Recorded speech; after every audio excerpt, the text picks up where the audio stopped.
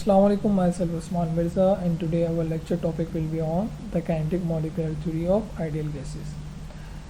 तो थोड़ा सा रिवीजन कर लेते हैं कि हमने लास्ट लेक्चर के अंदर क्या पढ़ा था। लास्ट लेक्चर के अंदर आप 3 लॉज ऑफ गैसेस पढ़कर आ चुके हैं, बॉयल्स लॉ, चार्ल्स लॉ और एवोगैड्रोस लॉ। इन 3 लॉ की मदद से आप एक जनरल गैस इक्वेशन ड्राइव कर चुके हैं, which is equals to PV is equals to nRT। तो ये जो लॉज आप पढ़कर आ चुके हैं ये ऑब्जर्वेशन बेस्ड थे। साइंटिस्ट ने ऑब्जर्वेशन की और फिर हमें वो लॉज बनाकर दे दिए, ठीक है। बट हमें ये रीज़न नहीं पता चल सका कि ऐसा क्यों हो रहा है। जैसे हमें बताया गया चार्ल्स लॉ से कि volume is directly proportional temperature, but इसका रीज़न नहीं पता। तो उस रीज़न को जस्टिफाई करने के लिए कुछ थ्योरी पेश की गई हैं। इसमें से ये थ्योरी है, इसको हम स्टडी करते हैं और ये हमें क्या बताना चाह रही है। अच्छा, ये जो हमें पोस्टुलेट्स बताएंगे इस कंडीशन को फुलफ़िल करते हुए हमारे चार्ल्स लॉ, बॉयल्स लॉ और एवोगैड्रोस लॉ ही प्रूव हो सकते हैं, मतलब वो उसी कंडीशन में फुलफ़िल हो सकते हैं, ठीक है। इसके 5 पोस्टुलेट्स हैं, उनको हम स्टडी करते हैं one by one. Number 1 postulates आपकी स्क्रीन पर है। The molecule of a particular gas are identical and are in random motion, ठीक है। तो चार्ल्स लॉ, बॉयल्स लॉ उसी वक्त प्रूव होगा, तो उसी वक्त जस्टिफाई करेगा जब ये 5 पोस्टुलेट्स फुलफ़िल हो रहे होंगे। तो पहला पोस्टुलेट्स समझ में आ रहा है हमें कि वो हमें बताना चाह रहा है कि जो गैस के मॉलिक्यूल्स है वो आइडेंटिकल होंगे और रैंडम डायरेक्शन में मूव कर रहे होंगे, ठीक है। नंबर 2 पोस्टुलेट्स में ये बताना चाह रहा है the collision between the molecules and the wall of the container are perfectly elastic. इसका मतलब क्या है कि जो कोलिजन बिटवीन द मॉलिक्यूल्स हो रहा है और ये जो मॉलिक्यूल है वॉल से भी टकरा रहा होगा, कंटेनर के ऊपर से भी, नीचे भी, रैंडम डायरेक्शन में जा रहा है तो किसी भी डायरेक्शन में इस कंटेनर के अंदर टकरा रहा हो इसकी वॉल से, तो ये जो कोलिजन होगा वो इलास्टिक होना चाहिए। अगर इन इलास्टिक कोलिजन होगा तो एनर्जी लॉस हो जाएगा और हमारा सिस्टम वर्क नहीं करेगा। जो हमें आउटपुट रिक्वायर्ड है वो उसकी एनर्जी क्योंकि लॉस हो चुकी है तो वो फिर अपना आउटपुट नहीं दे पाएगा।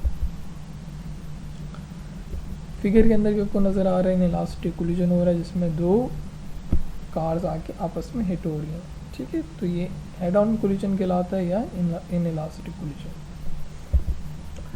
नंबर 3 पोस्टुलेट्स में क्या कह रहा है, the volume of a molecule is negligible as compare to the volume of the container.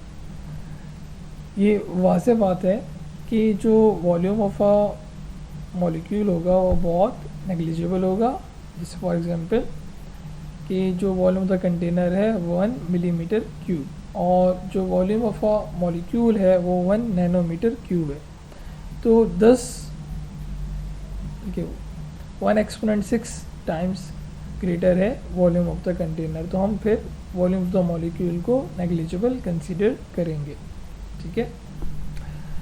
Number 4 postulates में क्या कह रहा है, there are no intermolecular interaction between the molecules.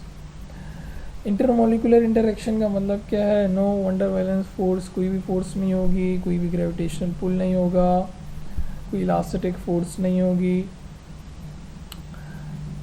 Electrostatic force भी नहीं होगी कोई, तो डाइपोल फोर्सेस भी नहीं होगी। जो जितनी फोर्सेस होती हैं बिटवीन द मॉलिक्यूल्स जो इंटरमोलिकुलर फोर्सेस कहलाती हैं वो फोर्स मौजूद नहीं होगा। अगर ऐसा होगा तो फिर वही दोबारा से वही बात, हमारा सिस्टम पर्टिकुलर वर्क नहीं कर रहा होगा। वो आपस में फोर्सेस अगर लगा रहा होगा तो फिर जो हमारा सिस्टम है वो पर्टिकुलर वर्क नहीं कर रहा होगा। जो हमें आउटपुट चाहिए उसके ऊपर वो उस ऊपर एनर्जी यूटिलाइज़ नहीं करेगा, बट आपस में एनर्जी यूटिलाइज हो जाएगी, ठीक है।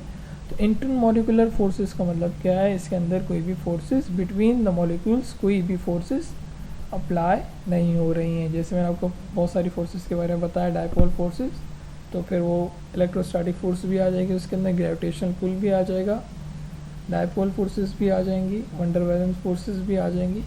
तो फिर वो सारी फोर्सेस इस मॉलिक्यूल्स के दरमियान नहीं होंगी। नंबर 5वां पोस्टुलेट्स हमें तो बहुत आसान लग रहा है, उसमें ये बताया जा रहा है the time taken for a collision between the 2 molecule is negligible. कि दो मॉलिक्यूल्स के दरमियान का जो कोलिजन है वो टाइम बहुत कम होगा as compare to the time taken for the same between a molecule and the wall. तो लेट्स से कि इन दोनों मॉलिक्यूल्स के दरमियान जो टाइम है वो बहुत कम होगा और ये वाला मॉलिक्यूल इस वॉल से टकरा कर दोबारा से आ रहा है, तो इसके दरमियान का जो कोलिजन है वो टाइम ज़्यादा होगा और इन टाइम का जो कोलिजन है वो कम होगा। तो यही हमें इस पोस्टुलेट के अंदर बताया जा रहा है कि दो मॉलिक्यूल्स के दरमियान का जो कोलिजन का टाइम है वो बहुत कम है as compare to the time taken for the same between the molecule and the wall of the container. ठीक है जी, जो वॉल ऑफ द कंटेनर है उसका टाइम ज़्यादा होगा जो कोलिजन, मतलब लेट्स से कि अगर आपस में जो कोलिजन हो रहा है वो 10 टाइम्स हो रहा है तो फिर जो collision between the molecule and the wall वो 1 टाइम्स होगा। लेट्स से 10 टाइम्स ग्रेटर है तो फिर हम उसे नेग्लिजिबल कंसिडर करेंगे। ये है 5 पोस्टुलेट्स, इनकी मदद से हम अब नेक्स्ट डेरिवेशन परफॉर्म करेंगे जिसका नाम है P=1/3 ρv²। ठीक है,